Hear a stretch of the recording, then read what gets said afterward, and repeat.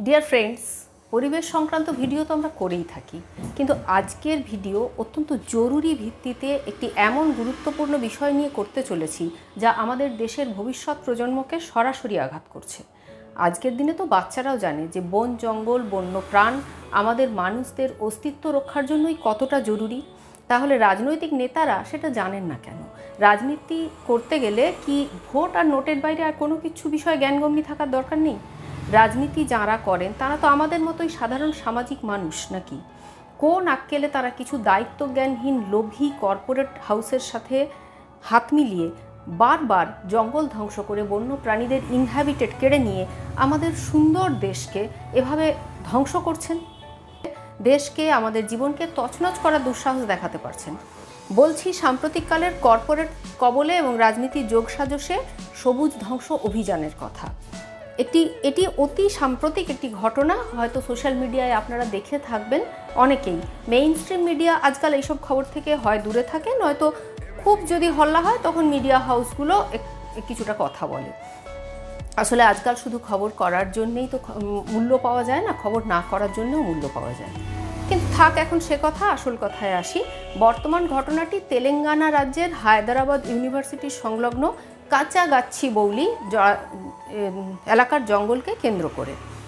তেলেঙ্গানার রেবন্ত রেড্ডি সরকার এই কাচাগাচ্ছিবৌলির 400 acre land এর জঙ্গল রাতের অন্ধকারে 30টি বুলডোজার একসাথে নামিয়ে রাতারাতি সমস্ত গাছ কেটে ফেলছিল এবং খুবই হিসাব কষে এই কাজ করা হচ্ছিল উইকেন্ডের লম্বা ছুটির সময়, যাতে কোনো রকম আইনি ব্যবস্থা নেবার আগেই দ্রুত সমস্ত সবুজ ধ্বংস করে দেওয়া যায়। কিন্তু বাদ সাধল ইউনিভার্সিটির ছাত্রছাত্রীরা এবং ইউনিভার্সিটির কিছু প্রফেসর এবং এনজিও। তবে এই বিতর্কে ঢোকার আগে আসুন জেনে নিই এই কাচাগাচ্ছিবৌলির ব্যাপারে। লোকাল ভাষায় কাঁচা শব্দের অর্থ হলো চারণভূমি, অর্থাৎ কোনো এক সুদূর অতীতে কাচাগাচ্ছিবৌলি চারণভূমি ছিল। কিন্তু আজ সেটি এমন একটি জঙ্গল যেখানে 55 প্রকার স্পিসিসের অস্তিত্বের কথা জানা যাচ্ছে এবং তার মধ্যে 8 প্রকার শিডিউল্ড তালিকাভুক্ত বন্যপ্রাণী থাকে। বুনো মোষ, হরিণ, লঙ্গুর, ময়ূর, এসব তো ভিডিওতেই দেখা যাচ্ছে। আর জঙ্গল কাটার সময় সেই প্রাণীগুলি দৌড়োদৌড়ি আর আর্ত চিৎকার আপনারা নিজের কানেই শুনুন বন্ধু, আর স্বচক্ষে দেখুন সেই মর্মান্তিক ভিডিও।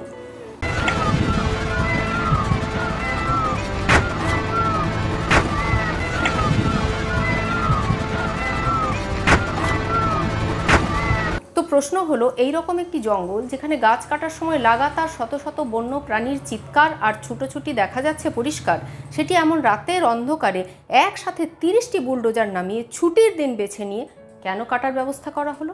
মতলবটা কি? তার মানে সরকার মানসিকভাবে প্রস্তুতি নিয়ে পরিবেশ ধ্বংসের এই কাজটি ঝটপট সেরে ফেলতে চাইছিল।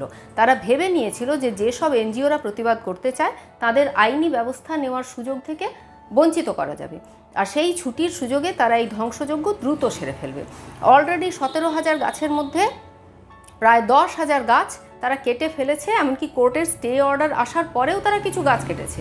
আর সেই কারণে কোর্ট তেলেঙ্গানার চিফ সেক্রেটারির কাছে কৈফিয়তও চেয়ে পাঠিয়েছে।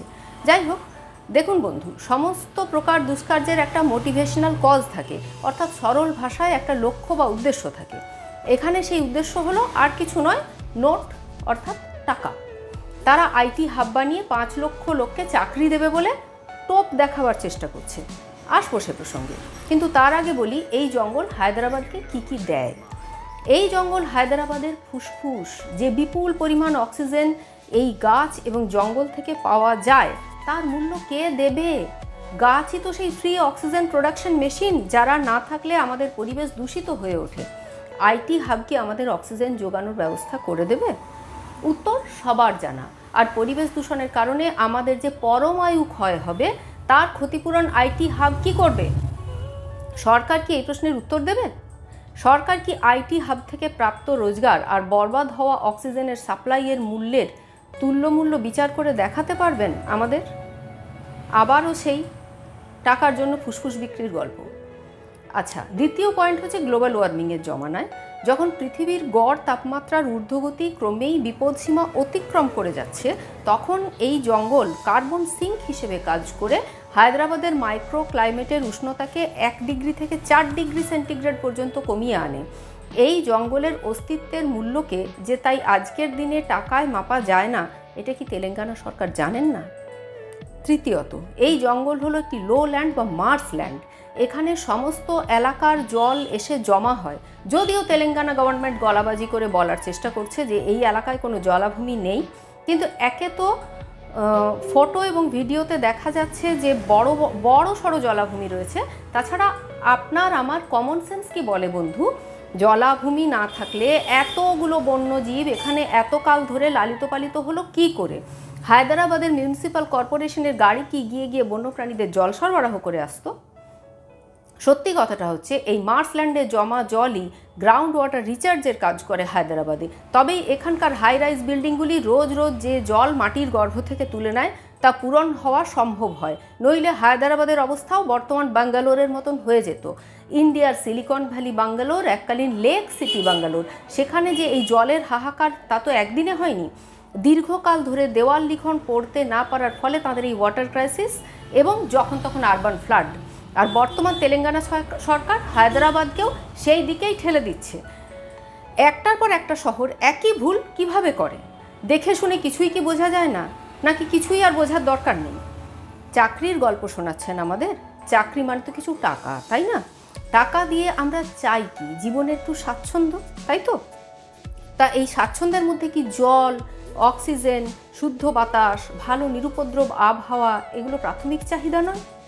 এই সবের অভাবে আর পরিবেশের দূষণে আমাদের পরমায়ুই যদি কমে গেল, আমার রোজগার যদি ডাক্তার দেখাতে আর জল কিনতেই অর্ধেকের উপর চলে গেল, তো টাকার উপযোগিতাই কি? তাও আবার টাকা দিয়েও সবসময় জল কিনতে পাওয়া যায় না।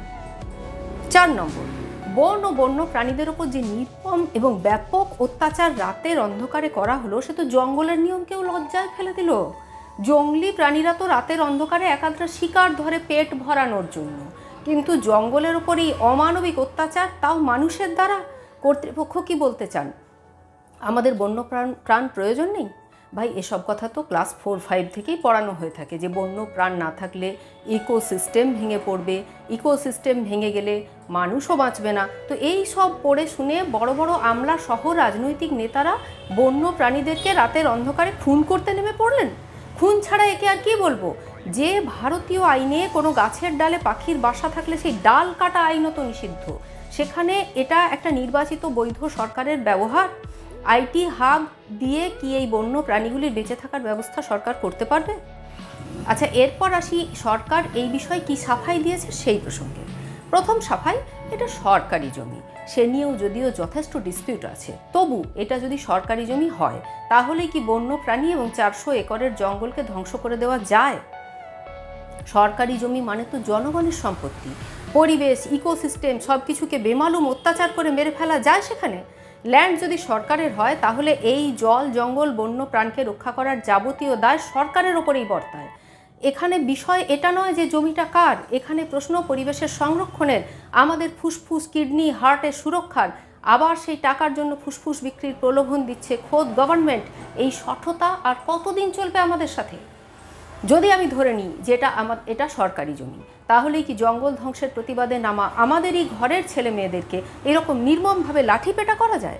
তারা ছোটবেলা থেকে স্কুল কলেজে পড়েছে, বিভিন্ন প্রজেক্টে শিখেছে যে জঙ্গল এবং বন্য প্রাণ আমাদের জীবনে অশেষ ভূমিকা রাখে। তাই স্বাভাবিক বুদ্ধি এবং মানবিক তাগিদ থেকে তারা সেই শিক্ষাকেই বাস্তবায়িত করার চেষ্টা করেছে, উদ্যোগ দেখিয়েছে। তারই জন্য তাদেরকে ক্রিমিনালের মতো ট্রিটমেন্ট দেওয়া হলো। আবার তারা যখন ড্রোন উড়িয়ে এই নৃশংসতার ছবি ক্যামেরাবন্দি করছিল, তার জন্য তাদেরকে আবারও হেনস্থা হতে হয়। এমনকি সরকার কিছু ছাত্রছাত্রীকে এই কারণে প্রিভেন্টিভ অ্যারেস্ট করেছে। ভাবুন আইনের কি মর্মান্তিক অপব্যবহার। বন্ধু, হয়তো অনেকে নাও জানতে পারেন যে প্রিভেন্টিভ অ্যারেস্ট অ্যাকচুয়ালি কাকে বলে। তাদের জন্য একটু বলে দিই। আমরা যে দেখি না অনেক সময় কোনো ইম্পর্ট্যান্ট ইভেন্ট থাকলে দাগি, গুন্ডা বা বদমাইশদেরকে সাময়িকভাবে আটকে রাখা হয় যাতে তারা ওই সময় কোনো অশান্তি পাকাতে না পারে, সেই প্রক্রিয়াকে প্রিভেন্টিভ অ্যারেস্ট বলা হয়। অর্থাৎ শান্তি রক্ষার জন্য দাগি, গুন্ডা, বদমাইশদের প্রিভেন্টিভ অ্যারেস্ট করা হয়। তো সেইভাবে বিশ্ববিদ্যালয়ের এই আন্দোলনের 53 জন নেতৃস্থানীয় ছেলে মেয়েদেরকে তারা অ্যারেস্ট করে নিয়েছিল। একবার ভাবুন, নির্বিবাদে বেআইনি কাজ করতে না দেওয়ায় স্টুডেন্টদেরকে প্রিভেন্টিভ অ্যারেস্ট করা হলো। অবশেষে সুপ্রিম কোর্ট এই বিষয়টিতে স্ট্রিক্ট স্টে অর্ডার দিয়েছে সাময়িকভাবে। আপাতত বিষয়টির ফয়সালা আগে আদালতে হবে। ইতিমধ্যে স্টে অর্ডার আসার পরেও কিছু গাছ কাটা হয়েছিল। সে বিষয়ের জন্য তেলেঙ্গানার চিফ সেক্রেটারির কাছে কোর্ট কৈফিয়ত চেয়ে পাঠিয়েছে, সে কথা আগেই মেনশন করেছি। এছাড়াও সুপ্রিম কোর্ট চিফ সেক্রেটারির কাছে এটাও জানতে চেয়েছে যে জমি যদি রাজ্য সরকারেরই হয় তাহলে এমন অস্বাভাবিক দ্রুততার সাথে গভীর রাতে ছুটির দিন দেখে জঙ্গল কাটার কাজ সম্পন্ন করার কী প্রয়োজন ছিল। অবশেষে আরেকটা কথা না বললেই নয়, আইটি হাব করার জন্য ওই জমিটি ছাড়া তেলেঙ্গানা সরকারের হাতে যে আর কোনো জমি ছিল না তা কিন্তু নয়। পূর্বতন সরকারের প্রস্তাবিত ফার্মাসিটির পরিকল্পনাকে বাতিল করেছে রেবন্ত রেড্ডি গভর্নমেন্ট। তো সেই পারপাসে নেওয়া ল্যান্ড পরিত্যক্ত অবস্থায় রয়েছে, সেটাও তো নেওয়া যেত আইটি হাব বানানোর জন্য।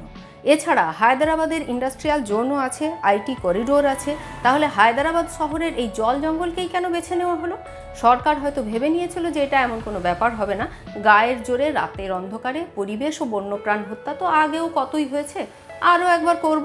কিন্তু হায়দ্রাবাদ ইউনিভার্সিটির স্টুডেন্টরা এবং ইউনিভার্সিটির ফ্যাকাল্টি ও সংশ্লিষ্ট এনজিও প্রমাণ করে দিল যে জনগণের সচেতনতা গণতন্ত্রে এক বিশাল বড় ফ্যাক্টর। রাজনীতিকরা এবার একটু বুঝুন, কারণ জনগণ বুঝতে শুরু করে দিয়েছে। এখনও যদি আপনারা না বুঝেন তাহলে পিছিয়ে পড়তে বাধ্য হবেন।